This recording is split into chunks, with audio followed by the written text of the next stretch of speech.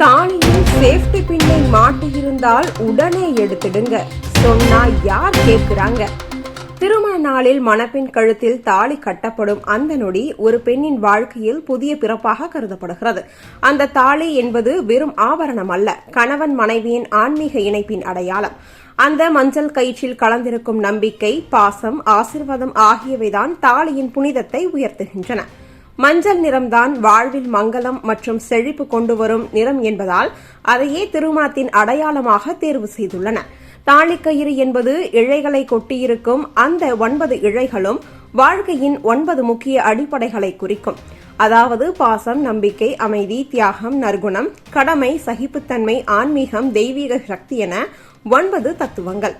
ஒவ்வொரு இழையும் ஒரு குடும்பத்தை நிலைநிறுத்தும் தூணாக கருதப்படுகிறது.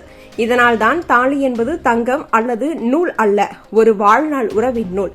சிலர் தாலியில் சேஃப்டி பின் அல்லது கிளிப் போன்ற இரும்பு பொருட்களை மாட்டுவது வழக்கமாக இருக்கிறது. ஆனால் இது சாஸ்திரப்படி தவறு. ஏனெனில் இரும்பு சனி பகவானுடன் தொடர்புடைய உலோகம். இது எதிர்மறை ஆற்றலை தரும் என்று நம்பப்படுகிறது.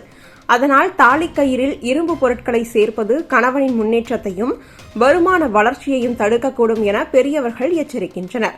தாலிக்கயிற்றை அடிக்கடி மாற்றுவது கூட தவறானது. அது நைந்து போனாலோ நூல் கிழிந்தாலோ நல்ல நேரம் பார்த்து மாற்றுவது அவசியம்.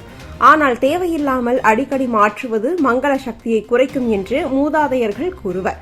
தாலி என்பது தெய்வீக சாட்சியாக கட்டப்பட்ட பந்தம் என்பதால் அதை எப்போதும் மரியாதையுடனும் பக்தியுடனும் கையாள வேண்டும். பழமையான காலங்களில் மஞ்சள் கயிற்றில் தாலி அணிவது புனிதம் என்று கருதப்பட்டது. ஆனால் இன்றைய காலத்தில் தங்கச் செயினில் தாலி அணிவது அதிகமாக பரவியுள்ளது.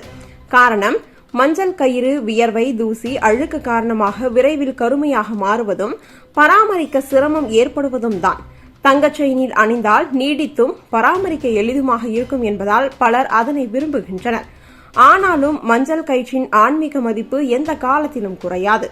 மஞ்சள் கயிற்றில் தாலி அணியும் பெண்கள் வாரத்தில் ஒரு முறை எண்ணெய் தடவி சிறிது ஷாம்பு கொண்டு கழுவி சுத்தம் செய்தால் பளபளப்பாக இருக்கும்.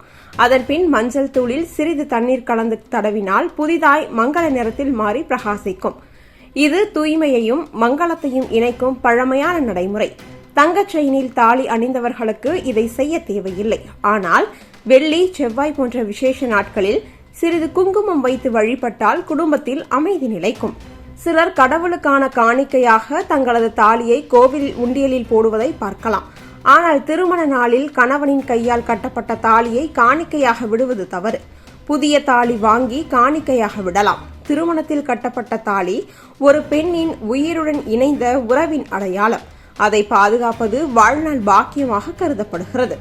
தாலி மஞ்சள் நிறத்தில் மங்களமாய் வாழ்வில் மகிழ்ச்சி நிறைந்த ஒளியாக என்றென்றும் ஜொலிக்கட்டும்.